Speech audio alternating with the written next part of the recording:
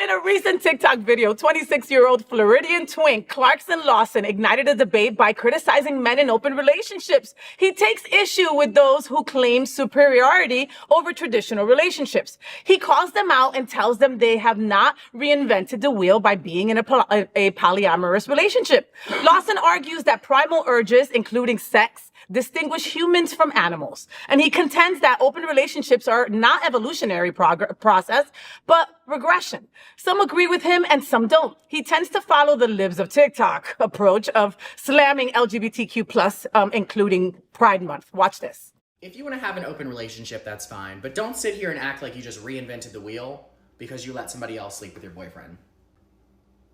Now, don't relax. I know if you're in an open relationship, you're already offended, but hear me out. One of my friends is in an open relationship, and I have a lot of people online who I see post about being in an open relationship. There are two common arguments that are made in support of this type of relationship dynamic. The first one is that they have evolved past the point of needing monogamy. They are able to mentally separate sex from being in a relationship. The only problem with this is that it operates under the assumption that human beings are monogamous by nature, which we are not. Sex is a primal urge, and what separates us from the rest of the animal kingdom and the Neanderthals is being able to not act on primal urges when it is in our best interest. So no, having an open relationship is not the next step in evolution. It's actually regressing because you're needing to act on your primal urges in order to stay happy in your relationship. The second point I hear is that, well, sex isn't everything in our relationship. Our relationship is not defined by sex. And this is very easily debunked. Your relationship is defined by sex because you cannot give it up with other people in order to be in a relationship. I'll say it again because I know y'all like to tussle. It's not my business. If it works for you, it works for you. But don't sit here and put yourself on some moral pedestal like you are the next coming of Einstein because you and your boyfriend are able to let somebody else in your relationship. Relax, okay? Just relax.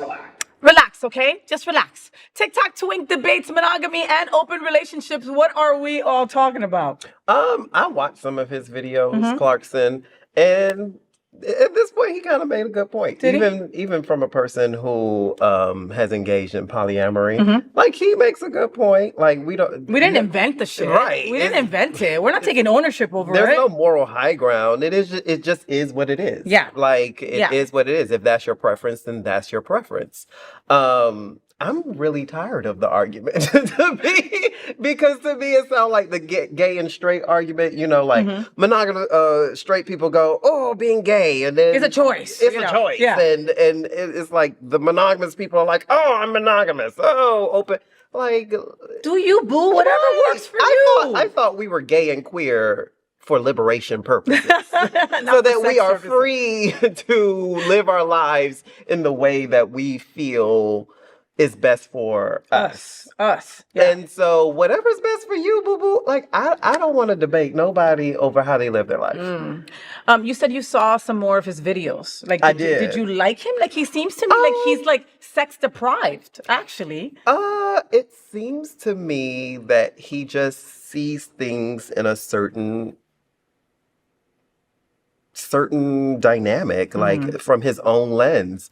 And we respect that. We respect his opinion, whatever. I actually have listened to him, and he has facts, he has life experiences that back up why he sees things the way he does, and he welcomes people to tussle, like he says, or debate him. Yeah. And if you win out, you win out. I just don't like debating people over their life preferences. Yeah, because again, it's a preference. Like whatever works for you.